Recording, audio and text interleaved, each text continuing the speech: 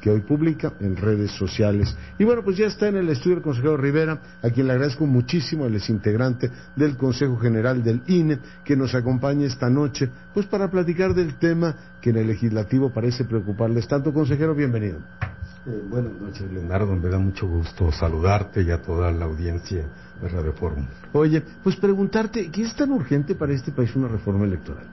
Creo que cuando se plantea una reforma electoral se debe preguntar en primer lugar ¿qué es necesario cambiar? En México, desde 1977, todas las reformas electorales han surgido de reclamos de la oposición, podríamos decir de reclamos de los vencidos en las elecciones. Y además todas las reformas electorales se han hecho por un amplio consenso entre el partido o bloque gobernante y las oposiciones, además de una fuerte presión muchas veces, en los años 90 sobre todo, desde la sociedad civil. En la academia, y eso es lo que daba gran legitimidad a las reformas, ¿no? Así es. La amplia convergencia. Hoy estamos en un momento en el que lo primero que hay que reconocer es que el sistema electoral nacional funciona. Y ¿cuál puede ser una de las pruebas de que un sistema electoral funciona? Entendiendo por sistema las autoridades electorales, los derechos básicos de los ciudadanos, las oportunidades que tienen de participar, las reglas de la competencia entre los partidos. Bien, desde que nació el IFE en 1990, ha habido 59 alternancias en gobiernos estatales y 3 alternancias en la presidencia de la República. Y todo el ciclo completo de partidos, ¿no? Así es. Derecha, izquierda y centro, todo el mundo ha gobernado. Y en un periodo más reciente, desde que nació el Instituto Nacional Electoral, en un nuevo sistema sistema electoral nacional que coordina al IFE al organismo federal con los organismos electorales de los estados, de 2014 a la fecha, a partir de las elecciones de 2015, ha habido de 33 elecciones de gobernador, ha habido 21 alternancias. Es decir, los partidos gobernantes han perdido. Esa es la norma. Prueba del ácido de que el sistema funciona, ¿no? Claro, quienes suponen que las autoridades electorales están subordinadas al partido en el poder, si ven estas cifras de que de cada 3 elecciones en 2 pierde el partido gobernante, creo que ese es un mentiz absoluto. Y lo más importante es que eso nos debe dar tranquilidad y confianza, porque uno de los grandes retos que tiene cualquier sociedad contemporánea, con su pluralidad, su diversidad, con su complejidad y con su diversidad de intereses y su conflictividad, puede resolver la competencia por el poder y el cambio de gobierno de una manera pacífica, legal y sin conflictos.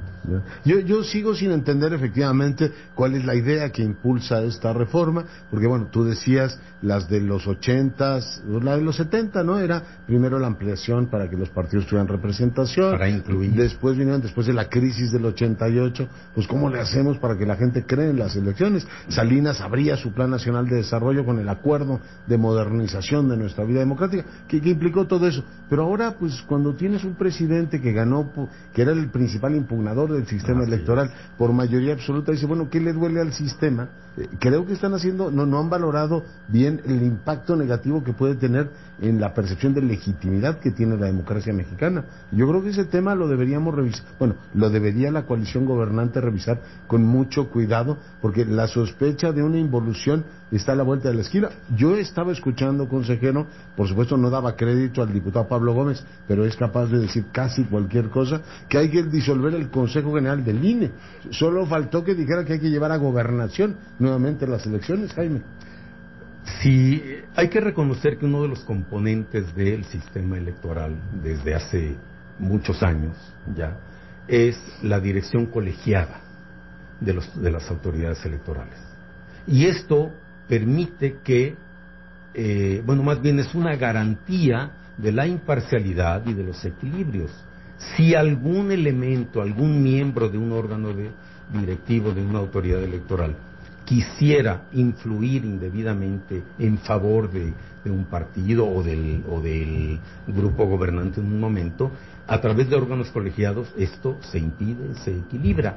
Y todo el sistema electoral de México, desde el Consejo General del INE, los consejos generales de los organismos públicos locales electorales de los estados, hasta la mesa directiva de casilla, la que recibe y cuenta los votos de los ciudadanos, está formado sobre el principio de colegialidad. Suprimir al Consejo General del INE, bueno, tal vez conduciría a que haya un presidente o un director general que ordena administrativa a todos los demás, es decir, podría ser el secretario de Gobernación o un personero del secretario de Gobernación, como lo hubo en 1988.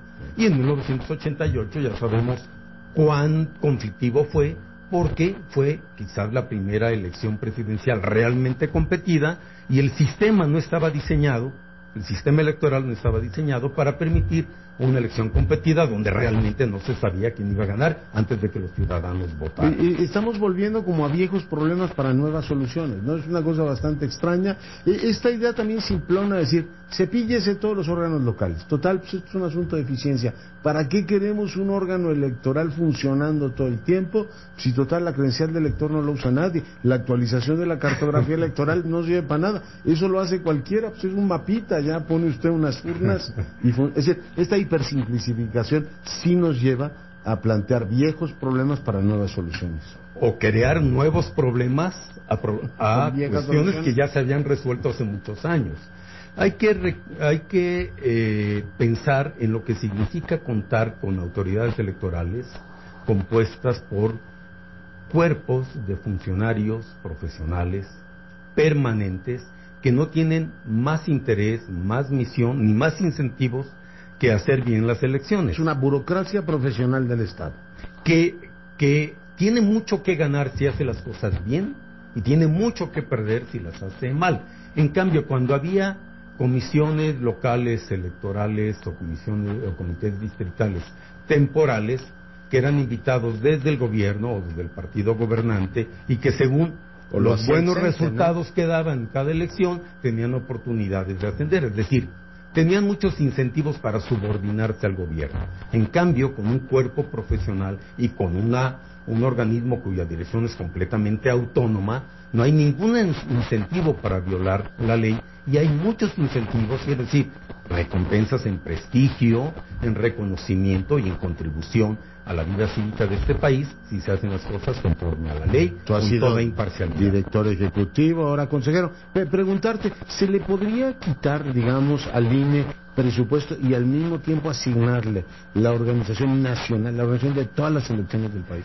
No, esa idea de eliminar a los organismos electorales de los estados para ahorrar dinero requeriría más análisis. Los organismos electorales estatales tienen muchas funciones que cumplir, se hacen con cuerpos profesionales, con órganos directivos formados, seleccionados por méritos, y si esas funciones se centralizaran en el INE, el presupuesto del INE, sus funciones, sus responsabilidades tendrían que aumentar. Y habría dos efectos no deseables. Uno, la sobrecarga de responsabilidades en un gigante organizativo que no es lo más deseable. La teoría de la organización sugiere que hay límites de escala. Y hoy hacen bien lo que hacen. Hoy lo hacen bien. Ahora, sería inevitable aumentarle el gasto al INE por ahorrar, yo no sé cuánto se ahorraría o si se ahorraría algo neto, pero tendría que aumentar el gasto del INE y los beneficios serían mínimos y los riesgos y complicaciones podrían ser mayúsculos. Ya. Hay un viejo dicho, si algo está funcionando no lo arregles. Sí, mejor no lo arregles. Oye, ¿y se podría recortar en las partidas de los que reciben los partidos? Porque reciben partida doble, ¿no? La nacional y la de los estados. Es cierto, y sobre todo a partir de la reforma de 2014, en muchos estados, la fórmula de cálculo para el financiamiento público de los partidos prácticamente se igualó y por lo tanto se duplicó. Yo creo que eso es algo que se debe analizar con serenidad, con diagnóstico. Y si me permite, ahorrar, yo diría, tienen ahí un buen espacio, ¿no? Sí, pero además, ojo, disminuir drásticamente el financiamiento a los partidos políticos podría significar acabar con la competitividad de los partidos. Hay que reconocer que el aumento del financiamiento público a partir de la reforma de 1996 puso la cancha pareja por primera vez. Tan pareja que en 1997, es decir, medio año después de esta reforma del 96, el partido entonces dominante perdió la mayoría en la Cámara de Diputados y en el 2000 perdió la presidencia. Entonces, si acaso se quiere una disminución del financiamiento público, los partidos pienso que debe hacerse con un diagnóstico, con serenidad y recomendable que fuera algo gradual. Oye, y recomendar el pasado, ¿no? Porque los dos presidentes de partidos políticos que se beneficiaron de esa primera remesa de recursos públicos, sí, uno se llamaba Felipe Calderón y otro se llamaba Andrés Manuel López Obrador, y los dos llegaron a ser presidente de la República. O sea, que son hijos de la reforma del 96. Claro, y en el 97 ganó Cuauhtémoc Cárdenas en el Distrito Federal y Vicente Fox en el 2000 la presidencia de la República. Sí, está clarísimo. Y, si me permites, quisiera agregar algo. Yo entiendo que hay déjame poner una brevísima pausa y terminamos con tu reflexión. Con mucho gusto. Para no cargarte. Volvemos.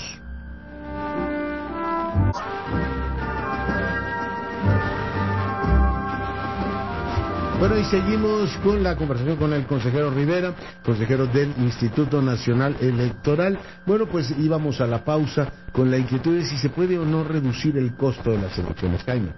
Sí, sí se puede reducir. Hay que partir de un hecho, conocido por todos. El sistema electoral, las reglas electorales de México son costosas y una parte de su costo se debe a que están alimentados por la desconfianza. Tenemos muchísimos mecanismos de vigilancia, de control, de seguridad que cuestan. Ahora, las elecciones bien hechas cuestan dinero inevitablemente.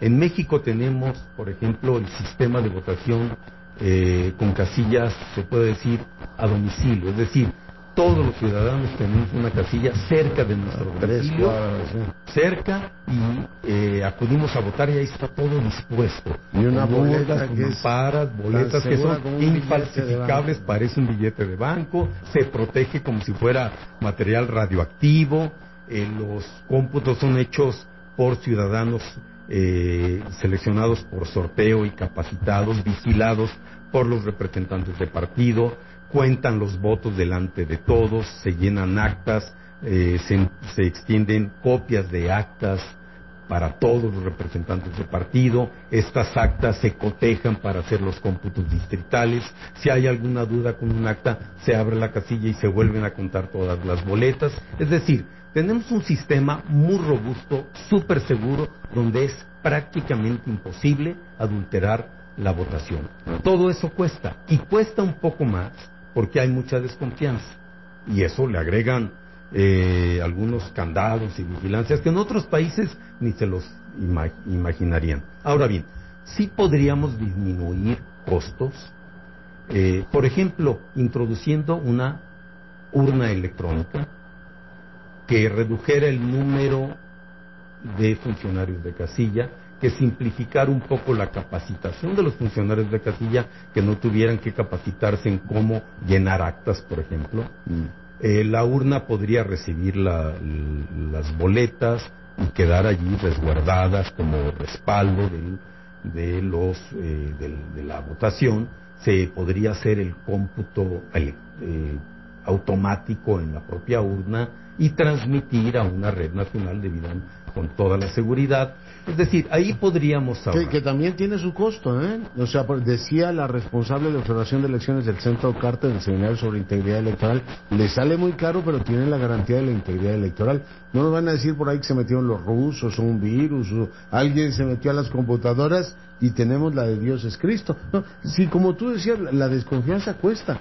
Claro. O sea, si le reducimos a las impugnaciones y a que si se mueve con la mano izquierda está favoreciendo a tal o cual, o sea, más confianza haría más barato el asunto, ¿no? Sí, creo que tendría que haber para una urna electrónica y para aligerar algunas algunos candados o medidas de seguridad que pueden ser razonablemente, objetivamente excesivas.